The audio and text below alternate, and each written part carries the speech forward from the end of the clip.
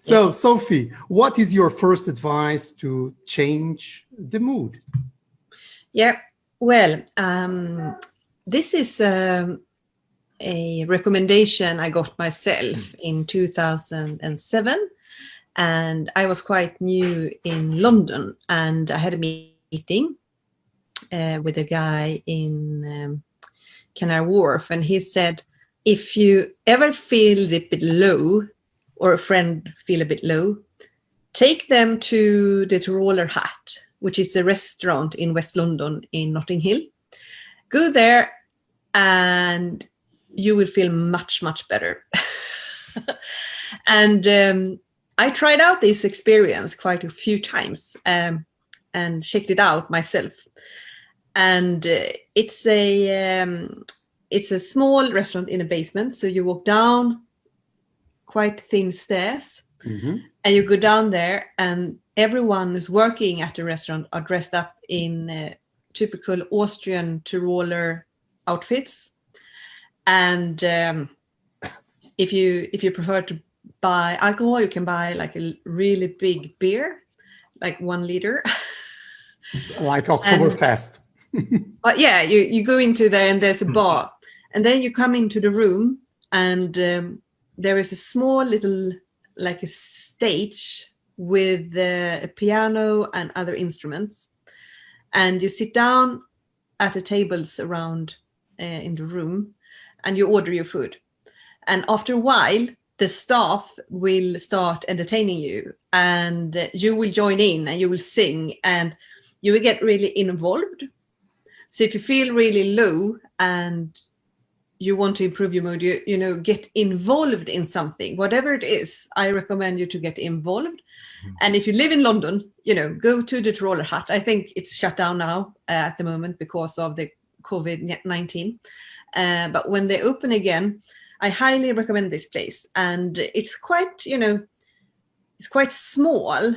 And because it's so small, it's like, you know, you cannot be there without feeling the atmosphere.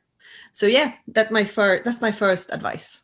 Okay, thank you very much, Sophie. And what is your advice, Peter?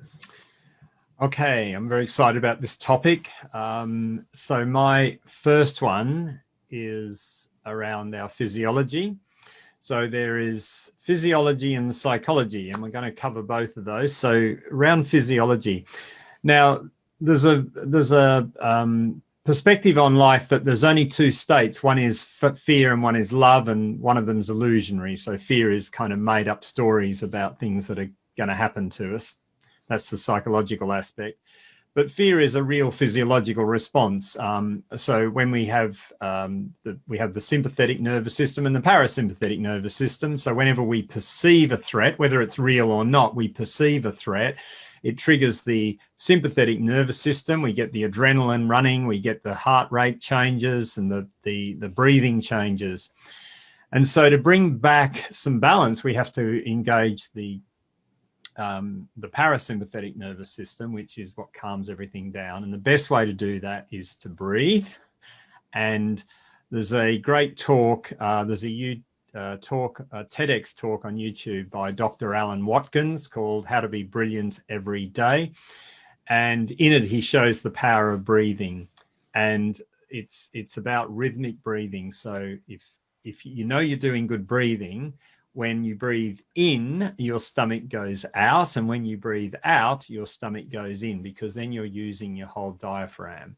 And it's that nice, slow, even breathing. Alan Watkins has an acronym which is BREATHE, and it stands for breathe rhythmically and evenly through the heart every day. So it's that rhythmic breathing, and you'll start to feel yourself calming down. And by the way, as you breathe out, do a sigh with a smile, because the sigh is like letting go. I don't know if you know this, the word nirvana comes from breathing out. So it's the breathing out is like a release, and the smiling is the tail wagging the dog, because the smiling tells your brain that everything's going to be okay. So that's a really foundational piece to get right. Actually, I was going to approach the smile thing because that's a very small trick. For instance, even if you don't, you want to do it like a short exercise, if you only do like this, and you put it like strongly like this, what will happen is that you are fooling your brain. Basically, Just seeing you do that makes me smile. Exactly, because it is strange. But my brain is not doesn't know if I'm smiling because I'm happy or because I'm forcing it. So either way, it will pump into the system as endorphin, dopamine, and serotonin in order that, like, I'm not happy, but I end up feeling happy. So it's very hard to be depressed like this. Yeah. So maybe because of that, also because of the mirror aspect, we see that TV presenters are not like, we are going to now hear song number 2. No. It's like, we are going to hear now song number 2. Except the news. That's why we shouldn't watch the news. In fact, that's an extra bonus one I'd add in. Do not watch the news very much. But think about also, people cannot smile like, today in Afghanistan, 33 people were bombed. But that's the whole point, isn't it? Because there's so much great stuff going on in the world. But the news will focus in on all the drama. And of course, it's very serious. And then people wonder, they watch the 10 o'clock news in the evening, then they go to bed and they wonder why they don't feel very good. So one of mine, and this is another bonus one, which is not in my 3, but is to make sure you watch comedies. Like, we have a policy that if you watch the news in the evening, afterwards, watch a really good comedy before you go to bed and laugh. Yeah, it's the same problem as watching a horror movie before going to sleep. You might dream about it. So, Sophie, what is your second one? Yeah, well... Sorry, what was yours then? It was about smiling. It was about smiling. Ah, perfect. See, it was like we planned it all. Yeah. Peter, we planned. Sorry, Sophie. Yeah, mine is not about smiling. Well, actually it is, but not really. When I lived in London, I discovered a fun thing that made me feel really relaxed. I was feeling cooler, better, and my mood was like, yay! I'm talking about improvisation theater. Oh, brilliant. Yes. Have you tried? Oh, God, it's the most fun you can have with your clothes on. Yeah. That's a definition. Well, I tried out a few courses, and first thing I did was to go to the London Comedy Store, and yes, I did. There was a show, and we were laughing. So you sat like this, laughing for 20 minutes in a row. It was like you got paid in your face because you were laughing so much. And of course, something changed inside you. And after that, I decided to try out myself to go to some courses. So I took a few weekend courses and learned the basis. And I really enjoyed it. And I was like, felt really satisfied from it. And then when you go to a show, it's a risk that you might be involved in the show. So I was feeling quite rough a few years on in my story, in my life. And I took a chance to go to an evening with some friends, and we were out, it was improvisation theater. And I got a bit involved in the show. And before the show, I was like, no, I don't want to get involved. But anyway, in the end, I ended up on the stage together with the actors. And I was helping them in their show. And it's, something happened in me. It's like hard to explain. But, when you get involved a little bit in the show, you both sort of invite others to laugh and you laugh yourself. So I think it's a terrific way to improve your mood if you feel a bit down. So improvisation theater, either as the audience or, you know, take a course, be involved, maybe start acting as an improviser. You know, there are lots of ways to do it. So totally recommend this to everyone. Excellent. I love that. So, Peter, what is your second one? Okay, my second builds beautifully on what Sophie just said. In fact, my final one, I love the connection with what you just talked about and my final one. So stay tuned for that. But my second one is around engaging in creative expression. Now, the word health or healing comes from the word wholeness. So wholeness is about integrity, everything joining together. So one of the reasons we get unhappy is because we become fragmented, and creative expression brings all the parts of ourselves together. So it brings the light and the dark. And so whether it's whether you do acting or singing or painting or drawing or dance or music, all of those forms of creative expression bring together all of the parts of us, you know, because there's parts of us we don't want to know about, we don't want to think about, and we hide them away. But because we hide them away, they start to, like a very small child, they want our attention and they'll make our life miserable. So we need to bring all of the parts of ourselves together. And one of the most powerful things you can do is writing. Now, last year I was, I joined a little writing group where we would meet every week and we would just do expressive writing. And it was the most therapeutic thing I can remember doing in a long time. It was just brilliant. I'm not part of that group now. I'm not doing it, but a very good friend of mine is, she's had some very challenging things happen in her life and quite a lot of personal tragedies. But one of the things that she has found is really helped her is the process of writing. And she actually has started running a program now called Writing Back to Happiness. And her name is Mary Fennick. And if you want to check her out and check out her program, just go to maryfennick.com. I actually did Mary's program in June, which was absolutely brilliant. She's kicking another one off in October, but it's called Writing Back to Happiness. So it's all about using the process of writing and journaling and expressing things so that it starts to create healing, and that will enhance your mood immeasurably. So any form of creative expression, but in particular writing, I recommend.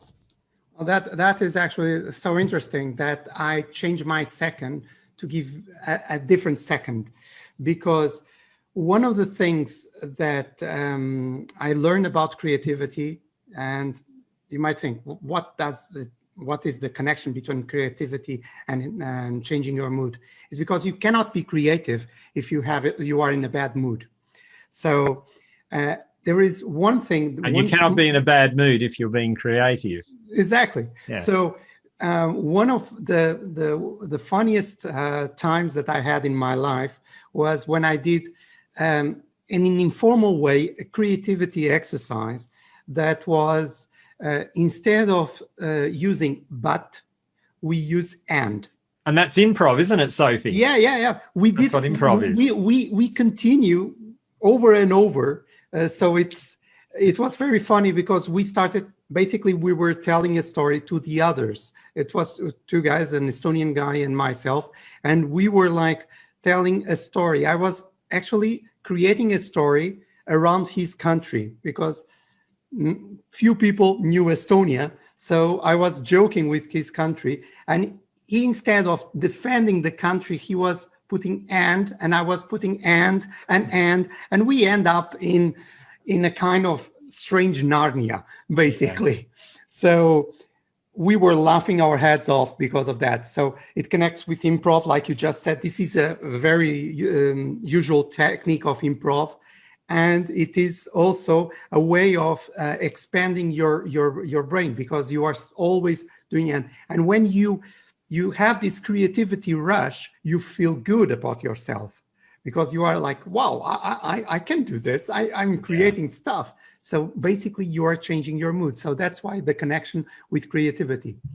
And it's so much fun, isn't it? It's just, I mean, fun and creativity go together. It's what it's all about. And then you laugh and you play. And I've once played a game with my family where we would just do this thing. You might have done it where you tell a story, but each of you is only allowed to say one word.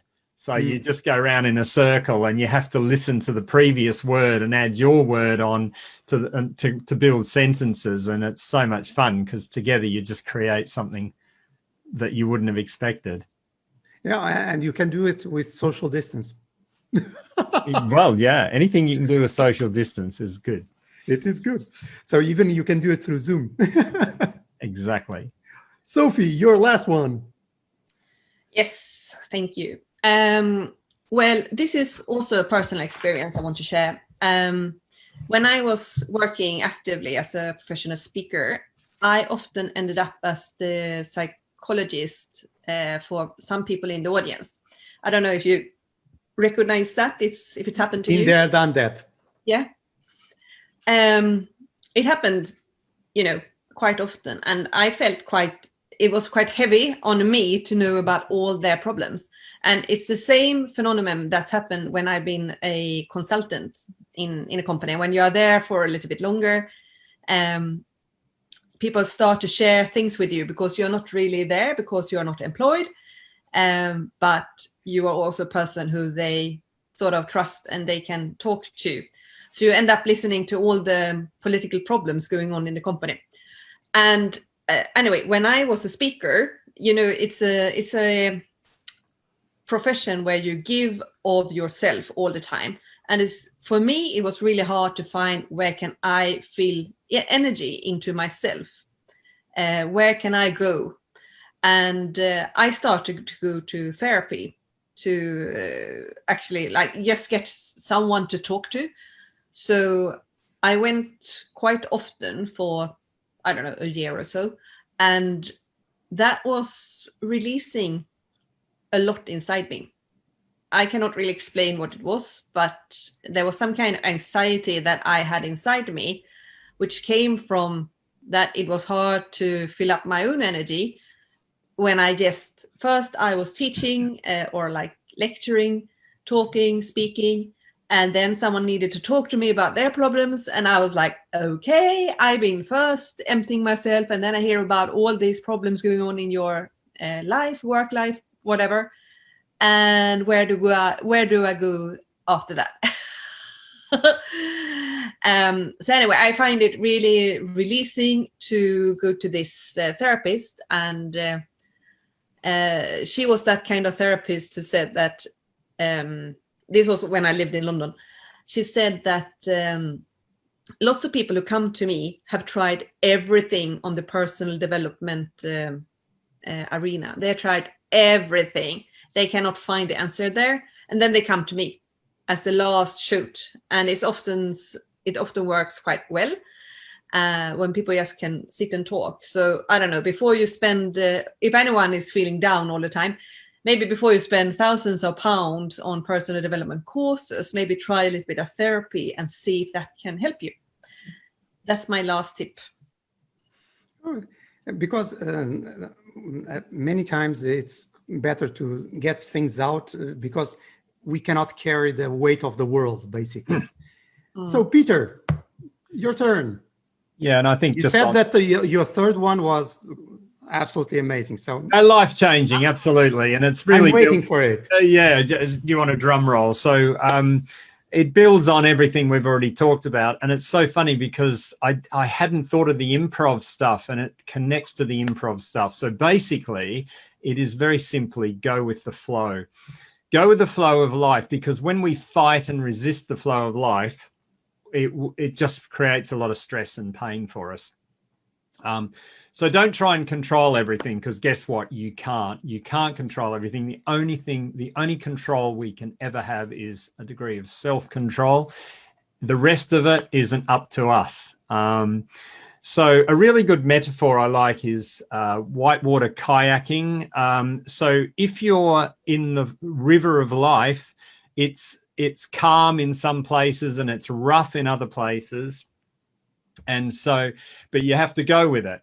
But you work with the river. You don't work against it, you work with it. And by working with it, you use the energy that's already there. It's the resisting of the flow that hurts, and it's painful, and it uses a lot of our energy.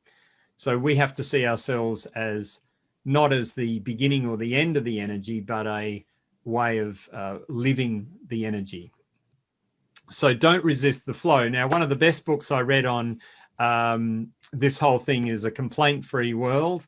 And the guy who wrote the book, Will Bowen, set a challenge, which is that you need to go 21 days without complaining. Now, I tried it a couple of times. I never got past 4 days. I caught myself complaining about something.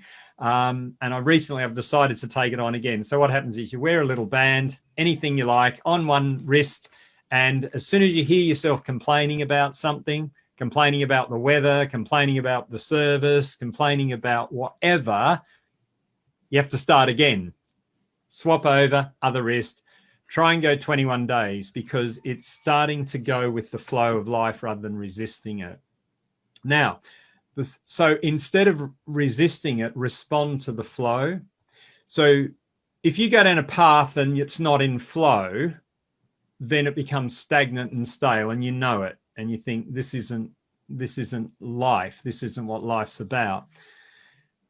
And you have to look for meaning in life. So when things don't go your way, you think, I wanted it to be this way. I wanted that relationship to work out, or I wanted this to work out. Instead of complaining about it, you say, okay, that was not where I was meant to be, or I was meant to be there, but now I'm meant to be somewhere else. So the thing is to find and create meaning in events. So a really good philosophy for life is what's called inverse paranoia, which is, when people are paranoid and they think everything's and everyone's out to get them, the opposite of that is everything is here to serve me. Even if I feel like, oh, it's not what I wanted, turn it into this is serving me. Like some people say, things don't happen to you, they happen for you. Whatever it is, turn it into something that you can grow with and respond to.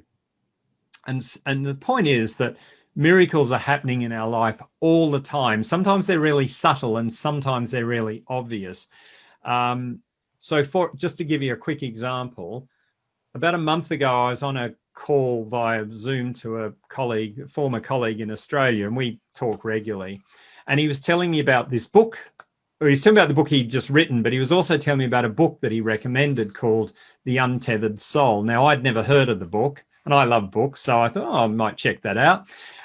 So anyway, I came off that call. I went on to another call with a friend here in the UK, and we're talking about all this stuff. And she said, I've just got this audio book for this book called The Untethered Soul. And I'm thinking, right, that's too much of a coincidence. So I immediately ordered it. So it's called The Untethered Soul by Michael Singer. He beautifully explains the voice in your head isn't you, and he helps you understand what that's about and why we try and control the world using this voice in the head, which is a complete waste of time and energy.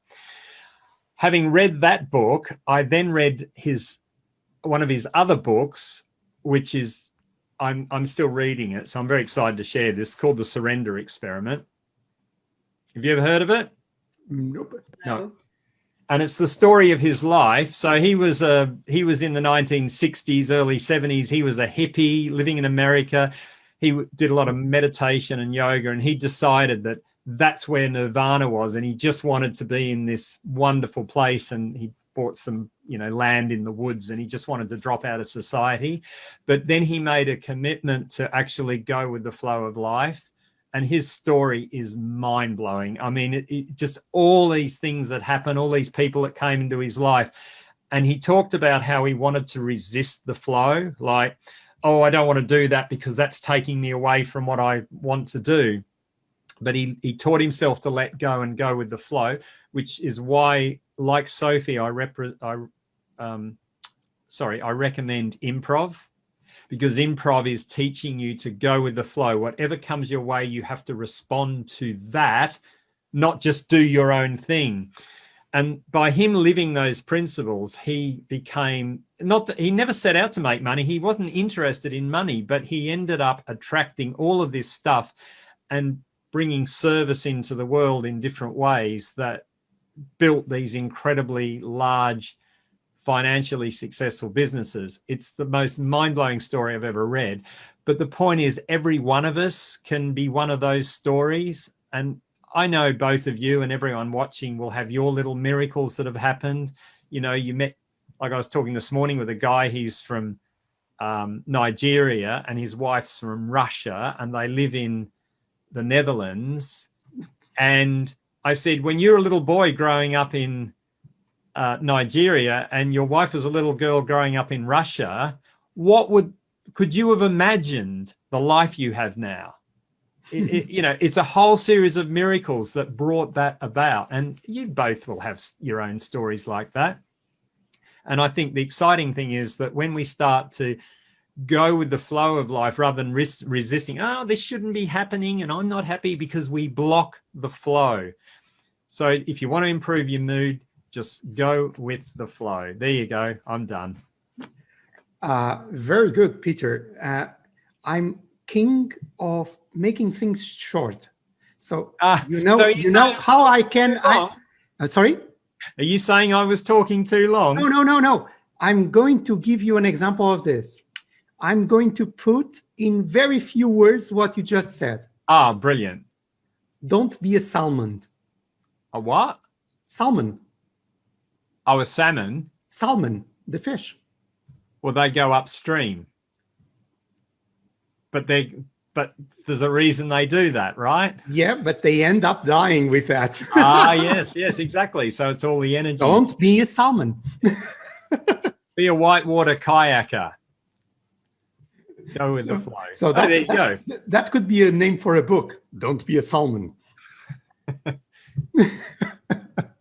So my last one, and I will be short, very short, because actually I tried this. I was in the middle of the forest in a cottage in Lithuania, like the forest that Sophie has as her background. And I was taught a very simple way of changing your mood. So lie on your back and look at the sky. With stars or? With whatever is in the sky. If it's not raining, of course. We'll just go with that as well. Yeah, but it's it will be hard to look unless you have like those diving glasses or something like that. Yeah. And even so, it will be difficult. So it is very interesting that you cannot get depressed looking at the sky like that. If you are like lying down, it's strange, but it happens. You change your mood. So it's relaxing, and at the same time, you cannot be sad. It's really engaging with the infinite, isn't it? I think that's why people, especially if it's no clouds and everything, you're like, whoa. Yeah. If you're drawn to the ocean, people are drawn to the ocean because when you look at the ocean, it represents infinity because it just goes forever. And the stars, I've been in Central Australia. There's no light pollution at all. So yeah, that's amazing to look at the stars in those places. Just mind-blowing. You really don't realize when you live in a big city what you are missing. Yeah. There is another sky. It's the same sky, but you cannot see it. No, it is. So, guys, we reached our time for today. Once again, thank you very much. It was a really, really interesting one. I think that it's a really needed one. A lot of people need to change mood nowadays because, like you were saying before, Peter, if you look to the news, you will get so depressed. So don't look because it's too much. I think that you should have small doses of it in order to to understand what's going on, but see that most of it is loop and loop and loop and loop. Yeah. So when you see the loop, you go out and you go out. And also I think judge your mood, because if you start to feel down when you're watching the news, you know you've had enough, and you turn off and you go and watch a comedy. The other thing, coming back to what I was saying about going with the flow, it's really interesting, isn't it? Because there are some people who are finding the whole response to COVID is just been incredible. Like their lives have changed for the better in so many ways, and they're loving the new world we're in. And then the other extreme, there are people who are just hating everything about it. Yeah. And of course, the more you hate it, the more it drags your energy down, and the more you hate it. The more you hate it. And I think it's like a spiral. That's right. So you either spiral down or you spiral up. And I think look for the positives, try and engage with people who see the positives, and let's make something good out of this crisis rather than just turn it into a horrible, horrible experience. Just like us, 6 years ago, we started talking with each other like this. We didn't need a pandemic for that. And now we are still doing the same. So, exactly. And we're learning with each other, and we are exchanging views how we can improve ourselves, and giving that to other people that have the patience to hear us. And it doesn't matter where we are in the world, you know, that's the thing. Yeah. Guys, once again, thank you very much. It was another edition of our 9 Ways. So thank you very much. Bye-bye. Thank you. Bye.